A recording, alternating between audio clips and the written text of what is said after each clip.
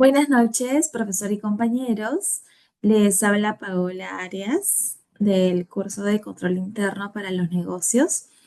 En esta oportunidad les voy a presentar el trabajo que realicé para la empresa Optima Safi, o perdón, de la empresa Optima Safi SAC. Vamos a ver un poquito acerca de lo que sucedió, ya que esta empresa cometió fraude. Un poco de contexto de esta empresa. ¿Qué fue lo que pasó? ¿No?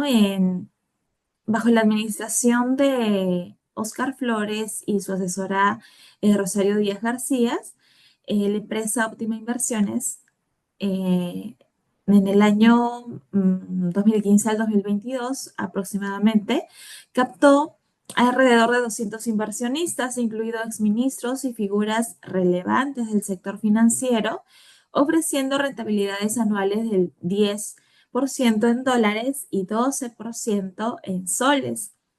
Con el tiempo, los inversionistas dejaron de recibir intereses y se descubrió la pérdida de unos 70 millones de soles. Entre los afectados estuvieron los exministros Alonso Segura y Piero Ghezzi, eh, quienes incluso ellos impulsaron la creación de esta empresa, ¿no? De Optima Safi, bajo la supervisión ahora de la SMV, aunque sus fondos nunca fueron transferidos a esta nueva entidad.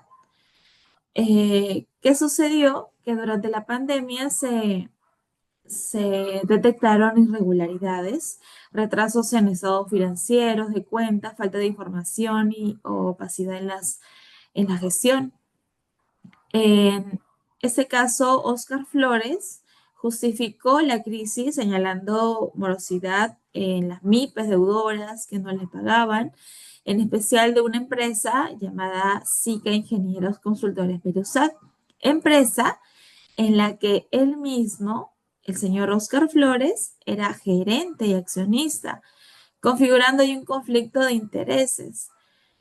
Las investigaciones revelaron que el señor Óscar Flores desvió fondos para beneficio personal y que entre el año 2021 y 2022 el negocio se transformó en un esquema piramidal, pagando a inversionistas antiguos con el dinero de los nuevos inversionistas.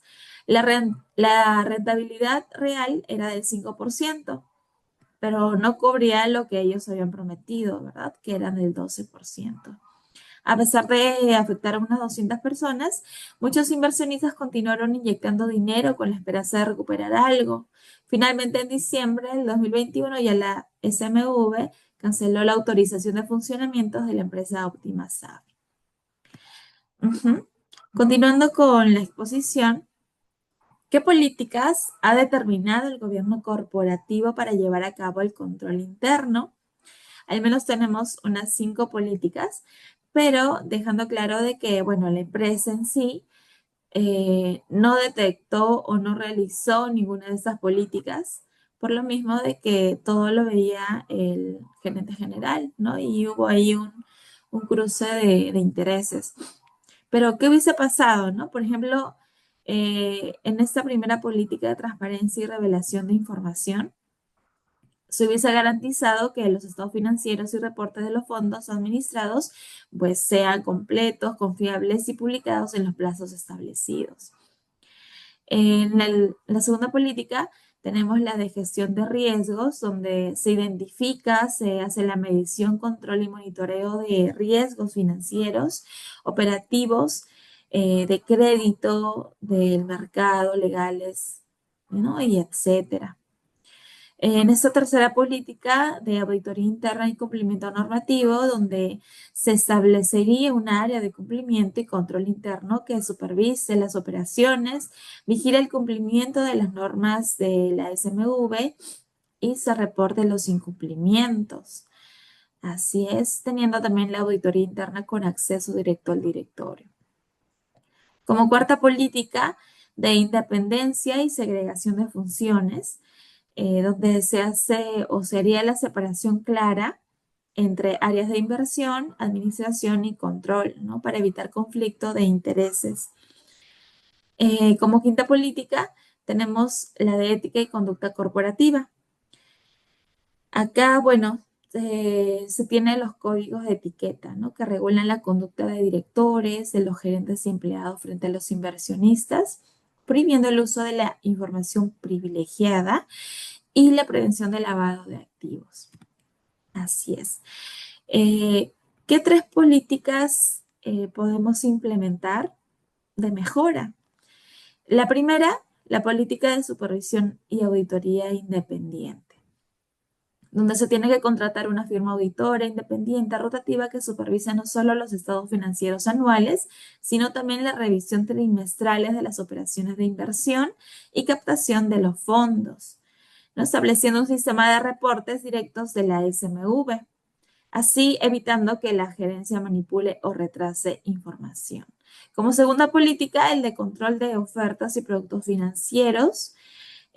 Toda promesa de rentabilidad o lanzamiento de un fondo debe estar registrado y aprobado por la SMV antes de ser comunicado al público. Así es.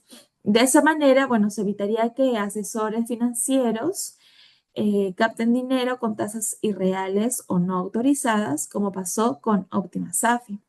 Como tercera política de mejora, se tiene la de responsabilidad y sanciones internas. Se debe crear un reglamento con sanciones a gerentes y directores por incumplimientos y canal de denuncia protegida. Incluir la figura de denuncia protegida para que los empleados puedan alertar de irregularidades sin temor a represalias. Como resultado, se fortalece la cultura ética y se reducen los incentivos para prácticas fraudulentas. Así es. Muy bien.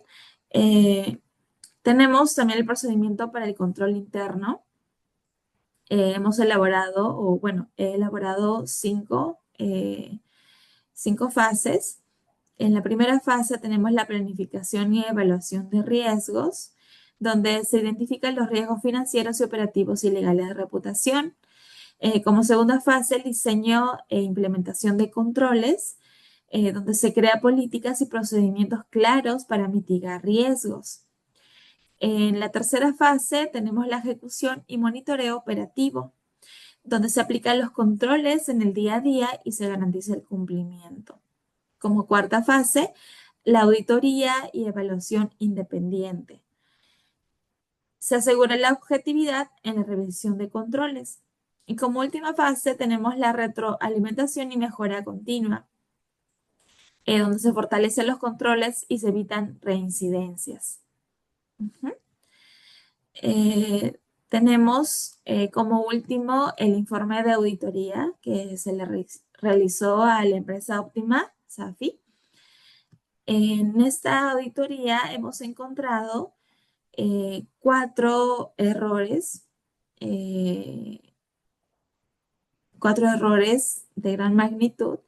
Bueno, el primero es el uso indebido de los fondos de los inversionistas, donde el gerente general Oscar Flores utilizó los recursos captados como propios, desviándolos hacia su empresa, donde también era gerente general y director, la empresa Sique Ingenieros Consultores Perusac.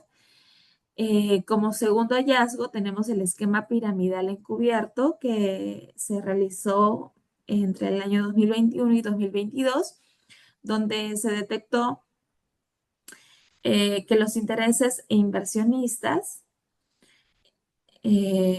antiguos eran cubiertos con dinero de nuevos aportantes, sin exigir una rentabilidad genuina, ¿no? Y así se hizo el esquema piramidal. Tenemos como tercer hallazgo la falta de transparencia e incumplimiento en la información financiera, donde se observan retrasos en los estados de cuenta y omisión de información relevante. Se incumplió los principios de revelación completa exigidos por la SMV.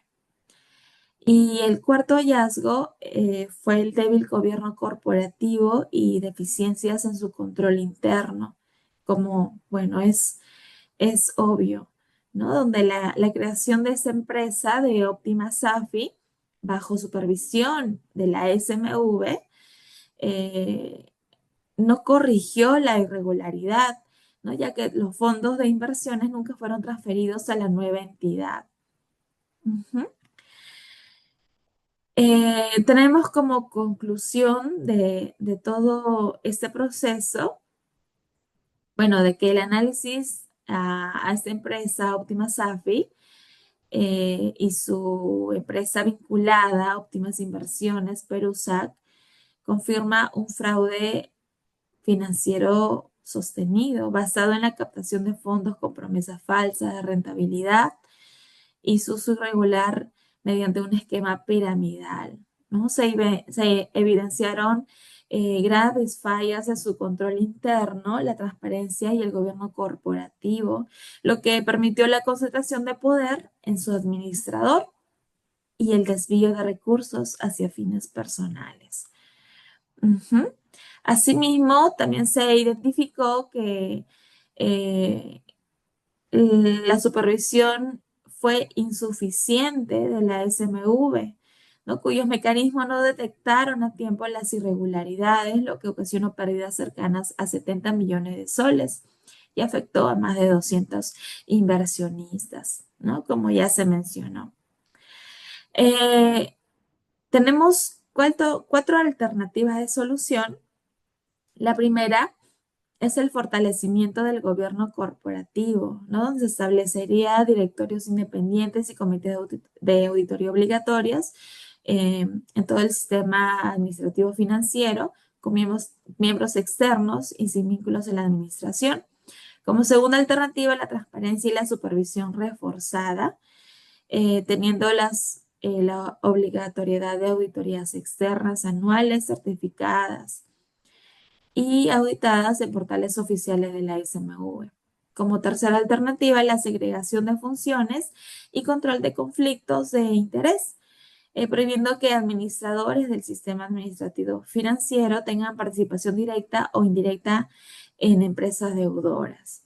Y como última alternativa, tenemos el Fondo de Garantía y Educación del Inversionista, ¿no? Creando un fondo de contingencia siempre supervisado por la SMV, ¿no? Para proteger parcialmente a los inversionistas ante fraudes, ¿no? Como el que se cometió en esa empresa Optima Sapi. Bueno, eso sería todo en mi presentación. Espero que les haya sido de su agrado. Muchas gracias.